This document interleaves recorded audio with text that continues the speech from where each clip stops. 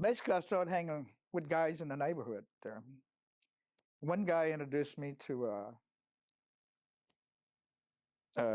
sniffing inhalants at the age of 9. Of course, I did not know any better. Like, what is this? And that was my first encounter with the beginning of an addiction. Okay, George, so tell me about your dad. Well, my dad, basically, I really never got to meet him, Only the few things that I do remember, that he was an engineer and a musician at night. So basically, stayed pretty busy, by doing his construction road work, and got off at the evening and music time. He was a composer, guitar player, composer, had a 35-piece band in Miguel Alemán, Mexico. And from what I remember, he was always smiling, happy, just a happy-go-lucky guy, I remember the time I was probably 4 years old, playing in the mud, a little water puddle, and he was just looking out the door with his arms crossed across one of those swinging doors, just smiling like, look at him, just having fun, And those are basically the things I remember. And then I remember maybe by weeks later, everybody gathering there. I didn't know what was going on, I looked over there and there was my dad laying on his back like he's sleeping. To me, he's sleeping. And my aunt come up to me and asked me, why aren't you crying? I said, well, cry, or what do I cry about, He said, well, your father passed. And I had no idea of what death was or anything. To me, he was just sleeping. And soon after that, we moved to Hьúston. I was born in Mission, Texas. All my brothers and sisters born here, one in Dallas and Hьúston. So my upbringing here, basically at an early age, I'd say by the time at 9 years old, I started following guys older than me. It's like, I need to learn something. Now I realize I had no dad. And a mother with 5 was pretty hard on her, I guess. To discipline us, she'd call my uncle. Oh, no, don't do that, because I know what he's coming for. He's coming with a belt. So basically, I started hanging with guys in the neighborhood there. One guy introduced me to sniffing inhalants at the age of 9. Of course, I did not know any better. Like, what is this? And that was my first encounter with the beginning of an addiction. I didn't know anything. I'm just a little kid, innocent. So would you say that because you didn't have a father, you were just trying to fill that void or look for that example somewhere? That's true. I needed someone to follow. And I didn't know I was choosing the wrong people to follow. From that first person that I followed, I encountered other of his friends, and everybody was in the same thing. His close friends. To me, that's basically what I was looking for, somebody to guide me, because everything I was doing was wrong. And then it started becoming kind of fun for me, like jumping on the back of the ice cream truck, riding it for 3 or 4 or 5 blocks, Got a heavy whooping for that one. So because you didn't have that father, you were just looking to fill that void and somehow, some way, and whatever older guy happened to come along that sounded good, you were just like, okay, I'll follow him, and we'll try to figure this thing out with him. Yes, basically that's what it was, because that was the guy I hung out with the most, We interviewed a lady one time that had written a lot of books. I just want to see what you think about this.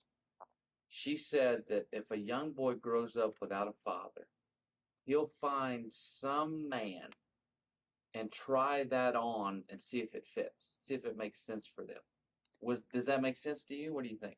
Yes, it makes a lot of sense because basically that's what I was looking for. You know, that fill that empty void. You know, well, all these other guys got dads, I don't. You know, and I need, you know, be taught something. You know, baseball. I couldn't do the baseball deal. Couldn't do the Boy Scout deal because my mom claimed I would probably drown in the river. You know, and just things. You know, parents back then weren't too educated on any signs of problems, uh, what they call now ADD. That was me, because through the years, through reading books, I said, oh, that's me, waiting to the last minute and being very adventurous. And, you know. How did growing up without a father, uh, how did that impact your life? It, the impact was pretty hard, you know, especially watching other kids, you know, going places with their dad, holding their hands and stuff, things like that. Those are things that I missed. You know, I saw the kids smiling, happy, got their dad, holding hands with their dad.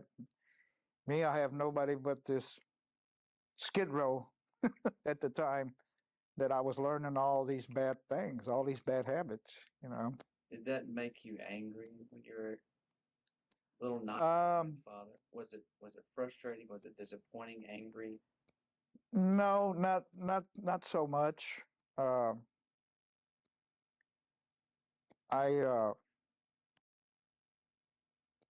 was just kind of, I guess, in a way, you know, just wanting to have a father at the time. But the funny thing about it, when my mom finally met this man, um, next thing you know, I heard they got married. You know, this was probably by the age of 11. I said, oh no, I ain't liking this one bit. You know, if it ain't dad, it ain't nobody, you know. But this man turned out to be the greatest man in the world. You know, I remember later on at a later age, we worked together. And I asked him a question. I said, why don't you ever discipline us? See, that's what we need in our life, too.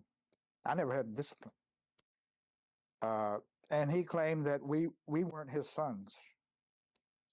He's never had a son of his own and felt that wasn't his right to discipline us by us not being his children. And I explained to him that's where you're wrong. Excuse me. Because we all need guidance, discipline. We need corrections. And after we had that talk, because, you know, we didn't talk much at all. But after that talk, me and him had, and I was probably at the age 16, 17. But it was already too late. But you knew even as a teenager. What's interesting in that concept is, and you hear experts talk about it, but children want to have boundaries. That's part of you knowing that they care. Does that make sense? Yeah. As a father, we know that our dads care when they set boundaries and when they do discipline us in that weird sort of way. You know what I mean? Yeah. At the time, you may not understand it, but yet we do. We want those boundaries because that shows us that you care. Was that something? I mean, is that what was kind of taking place in that conversation? You were like, wow, why don't you discipline us? Yes, I felt that's what it, you know, was because, you know, without a discipline, we just go our way. And, you know, he wasn't disciplining us for the fact that, like I said, well, y'all are not my children. I said, yes, we are, you know. Yes, at first I didn't like it, but then it kind of grew on me, you know, having another father, you know. So Let me ask you, as far as that man is concerned, what are the good things you learned from him? I learned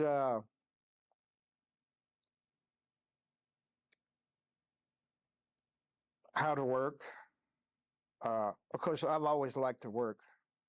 At the age of 13, I was walking up, probably traveling a good 3 miles shining shoes, at an early age, up down Harrisburg, Navigation, Canal Street. And I learned from at an early age how good money was. $35 a night was a lot of money at 1969. So you learned a good work ethic. I learned the good work ethic from him. He had his own business. I remember when he married my mom, he was a laborer, $1.50 an hour. And within 5 years, he had his own business. And I kind of started working with him, learning the bricklaying trade. Except towards the end, he just gave it all up at a later age. But some of the things that I learned from him was the work ethics,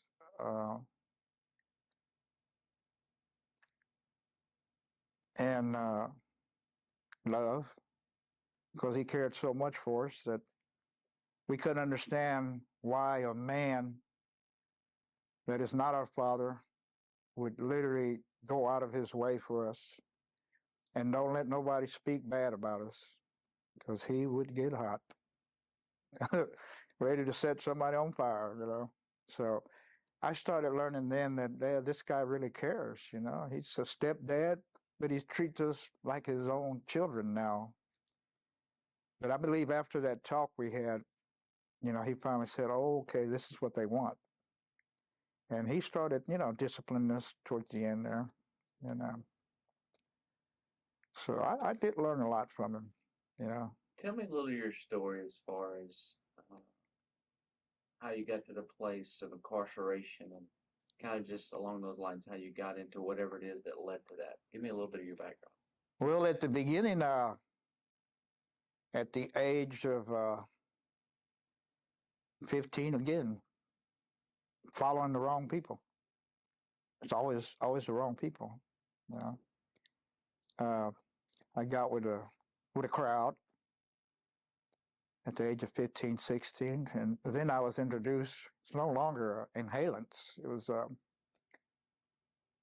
eating LSD at the age of 15, and within months of trying my first hit of LSD, started injecting cocaine and heroin at the very, very early age of 15. So these were the things I was learning because no guidance of a father, And by the time, like I said, my mother had remarried, it was too late. I was in addiction, already.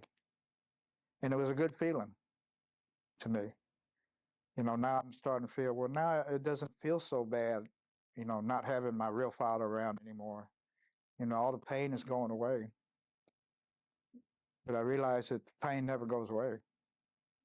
Just kind of camouflage it for a while. But so to that point,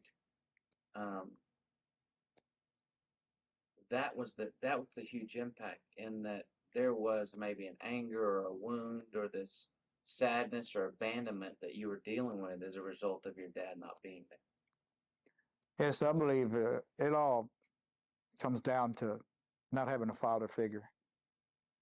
Because my stepfather, for a while, felt he didn't have the right to discipline us. And I do remember going fishing with him a couple of times. It was too late then. I was already in my addictions, So the fact that now that I'm using drugs, my first incarceration was breaking into a drugstore. I want more and plenty more. It didn't work out. I was caught inside the drugstore, and there we slammed from one wall to the other because these officers had no idea of my age or what I was capable of, or whether I had any weapons or not. So first thing saying, let's slap them. So that was the beginning of my going to jail at a very early age. You know, I was still in junior high then. So all these feelings were building up, and I remember here at during school when I started zoning. Oh God, it was kind of good in a way, and because now you can no longer go to what school you wanted to go to. You go to the school in your area. Right. And at that day, there was a young girl being chased by 5 guys. And I intervened by, rendering help to her. The guys got so mad that they told me they were going to be waiting at the end of school for me. And I go, wow, all 5 of them? I said, well, I'll tell you what. I thought about it. Lunchtime came around, caught a bus home, went and got my dad's 38.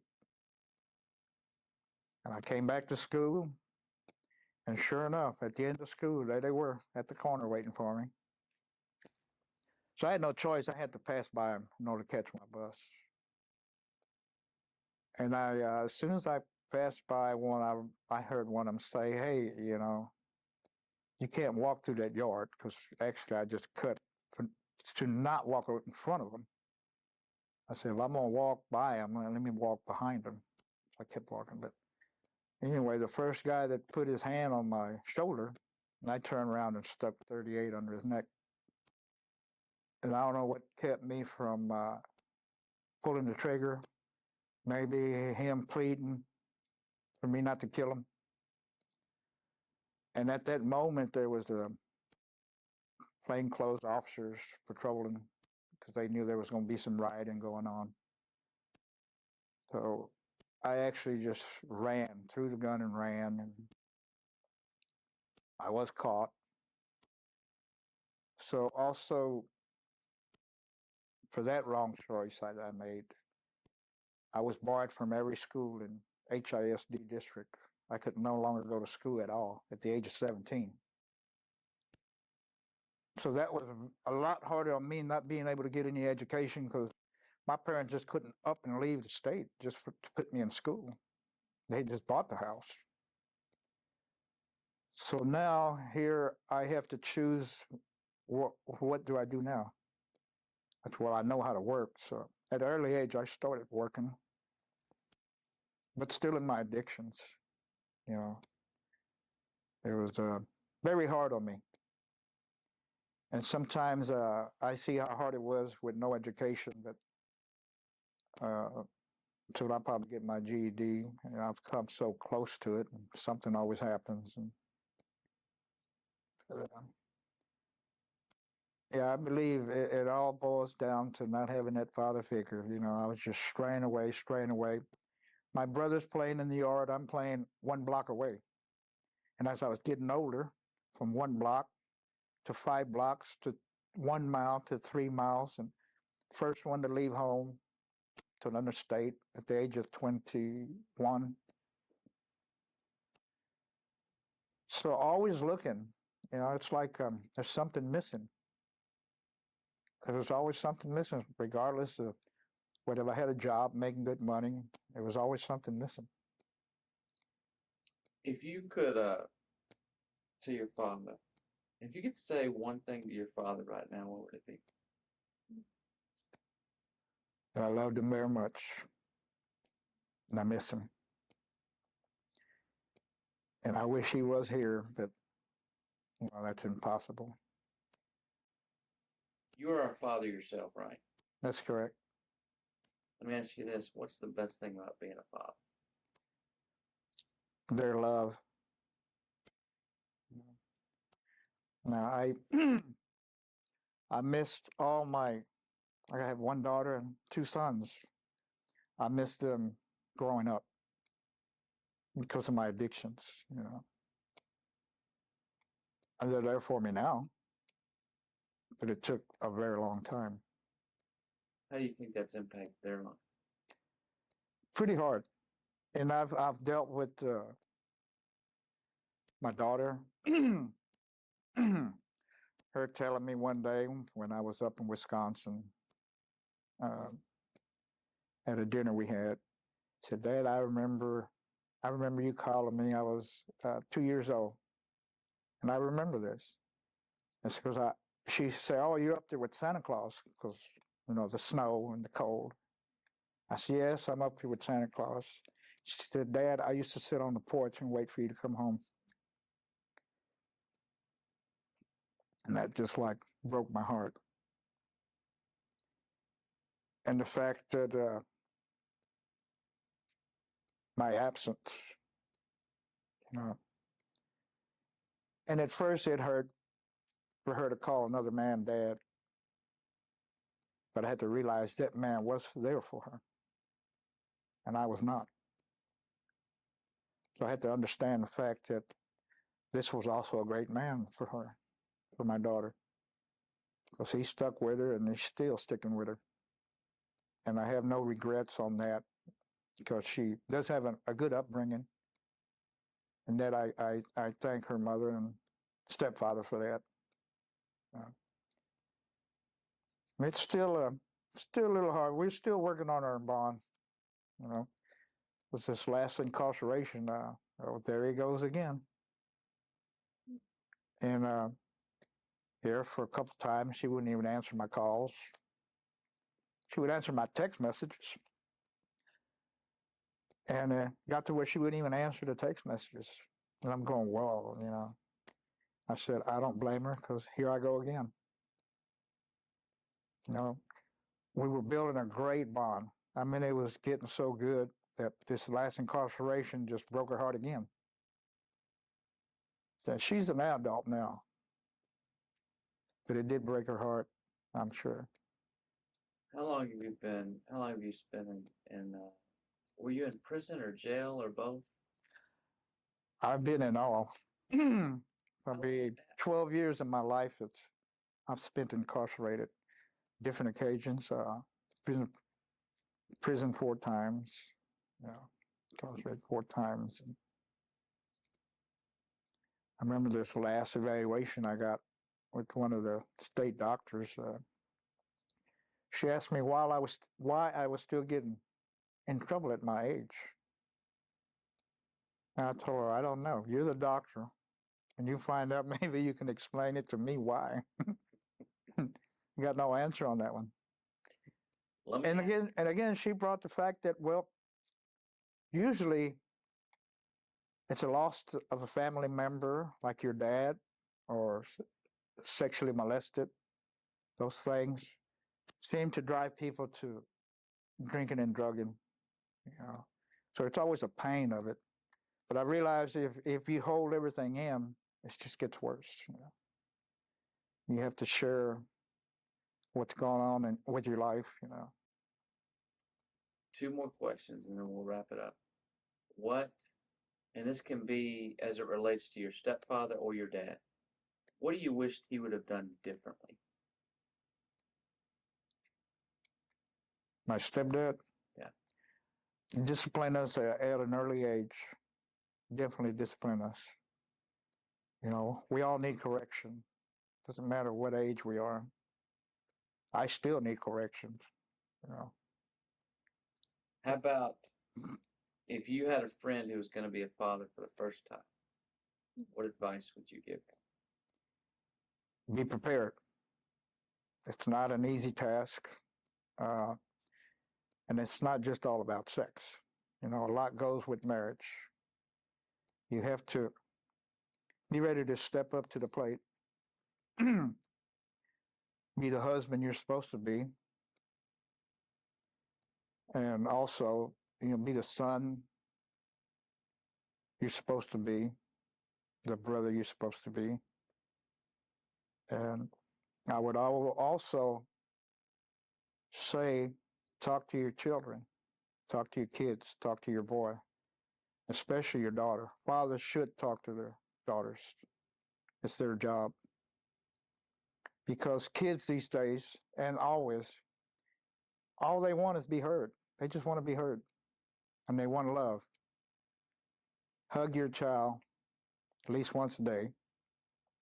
And if you have a toddler, hey, when you come home from work, instead of grabbing the remote, or even if you're at the TV with your remote and your newspaper, listen, all it takes is 5 minutes a day.